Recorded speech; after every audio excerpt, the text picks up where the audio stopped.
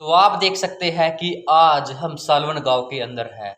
सालवन गांव के अंदर हम आज किसानों से बात करेंगे कि खेती के अंदर उन्हें क्या-क्या परेशानियों का सामना करना पड़ता है, उन्हें अच्छी इनकम मिलती है या नहीं, फसल की जो खर्चे हैं वे ज़्यादा है या कम है, वे अपनी ज़िंदगी से खुश है या नहीं है, इन सारी बातों पर हम चर्चा करेंगे।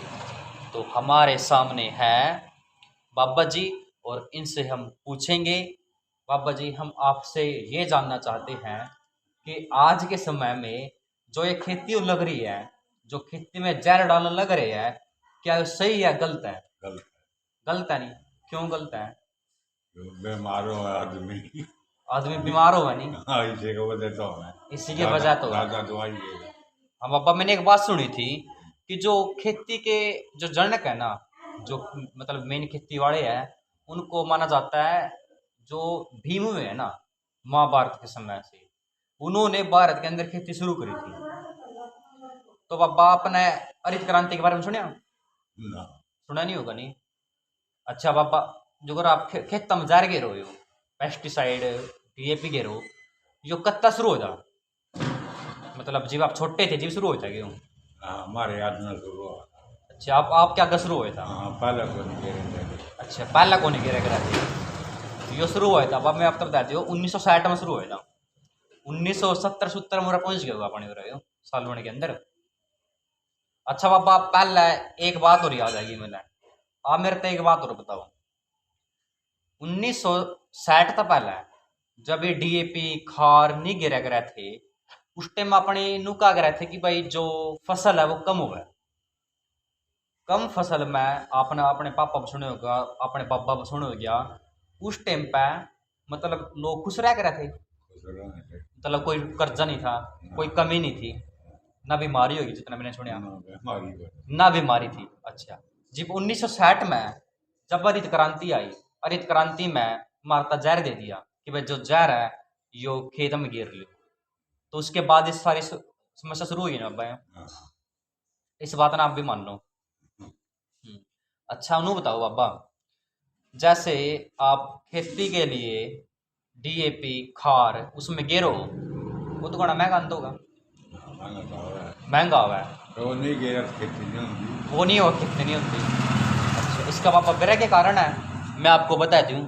इसका कारण ये है कि पहले क्या है कि उसमें 3 तरह के पोषक तत्व हुआ है, जो डीएपी खार हुआ है, 3 तरह के पोषक तत्व हुआ है जो हम उसमें गिरते हैं।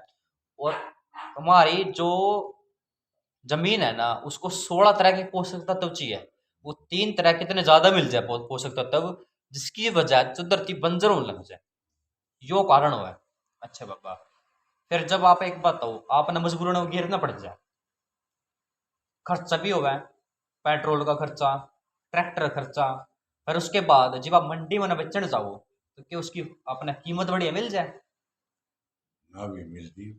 ना भी मिले। अच्छा, नहीं आप नु बताओ, जैसे आपने 1 किले में 8 रुपये कमा लिए, इतने रुपए कमाता है, और फिर जब आप सामान लेने जाओ मतलब मार्केट में आता है भाई, वो सब्जी लेने चले गए, केले लेने चले गए, और परचून का सामान लेने चले गए, जो सुन अपनी दुकान में चले जाओ सामान लेने, तो मतलब सामान अपना महंगा लगे सस्ता लग गया?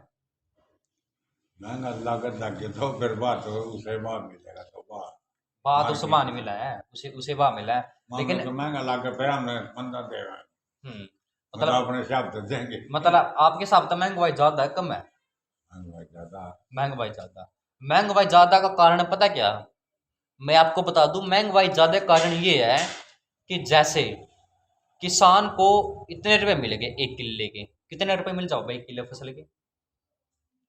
मिलते हैं 1 लाख रुपये। पूरे साल का? और साल का है तो कल आएगा नहीं था।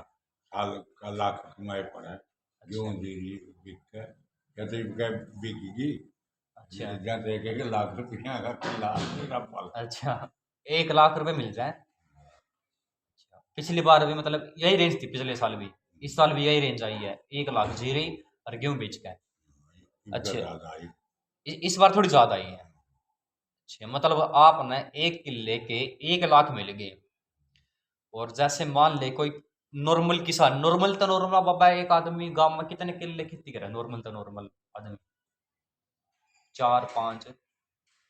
भाई के गांव में तो एक एक एक करेंगे, एक एक बिया करना है, हम्म। आधे आधे की बिया, 100 बिया, 10 मतलब एक अनुमान अगर न्यू लगाया जाओ ना, अगर कोई 5 किले खेती करे ना या 4 किले खेती करे और उन्हें 4 से 5 लाख रुपए अगर वो कमा ले ना, 4 से 5 लाख अगर साल के, और घर के नहीं हो तो उन्हें ठेके पे ले हुए, फिर 40,000 रुपये में उन्हें भरने पड़ा है।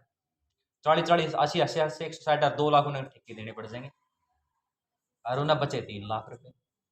अगर फिर वो मार्केट में तो कोई फसल लेवेगा, मार्केट में तो डीएपी लेगा, खाद लेवा है या फिर दुकान पर जावा है, मतलब फिर भी उन्हें महंगाई महसूस होगा।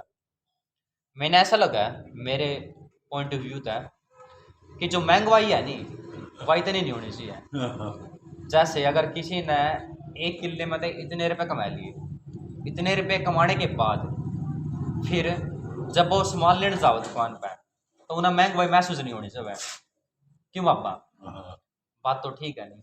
अच्छा पापा, आप एक बात और बताओ, एक बात और मैंने चल तने खेत में कमा के ले आओ। खेत में रुक जाओ, लास्ट बात रहेगी मेरी, लास्ट दर्शक सुन लेंगे सारी बात। लास्ट बात बस बाबा बनूंगा है कि थारे टाइम पर जब तो छोटा था उस टाइम पर कितने तरह की फसल उग रही थी, मतलब गेहूं, जीरी, बहुत ज्यादा फसल होती। अच्छा मतलब गणेश को अपना याद हो थोड़ा ना अंदाजा हो? मेरे कोई याद नहीं। नहीं मैं तो बता दूं दर्शक था उस टाइम जो उग रही थी, बाजरा, जौ, मसूरी, जो बाजरा, मसूरी, गेहूं, बाजरा, उड़द। उड़द, हाँ। मूंग, मक्की, ये सौ है। अच्छा, ऊंट, कचरे। इतने तरह की फसल उग रही थी। अच्छा, और आज के टाइम पे क्या बाबा? हाथ तो गेहूं। जीरी और गेहूं। और फिर डॉक्टर बाबा बेरा क्या कहा भाई आपका तो अनाज की एलर्जी होगी, अनाज खाऊंगे यही तो एलर्जी हो है, अनाज अनाज खाई जा। फिर डॉक्टर का ना भाई इतना तो मक्की की रोटी खाओ भाई, ये रोटी ना खाओ। बाबा लास्ट बात रहेगी, बस लास्ट बात रहेगी। तो दर्शकों आपने बात समझ में आई कि किस तरह से लोगों को प्रॉब्लम है। उन्होंने क्या किया कि खेतों में जहर गिरा, जहर गिरने के बाद उनकी फसल बर्बाद हुई। दूसरी बात यह कि वे सिर्फ गेहूं और जीरी बो हुआ है, ज्यादा उनके शरीर में ताकत नहीं है। तो किसान को इतनी ज्यादा समस्या है। मैं आपको बता दूं, अगर जो एमएलए का इलेक्शन लड़ेगा, जो एमपी का इलेक्शन लड़ेगा, तो इन बातों को नोट कर लेना, अपनी डायरी में लिख लेना और इन बातों का समाधान करना कि इन बातों का कैसे समाधान होगा। फिर आप इलेक्शन लड़ना, क्योंकि ये मुद्दे उठेंगे जब आप इलेक्शन लड़ेंगे। आपने इतने ध्यान से मेरी वीडियो को देखा, इसके लिए धन्यवाद।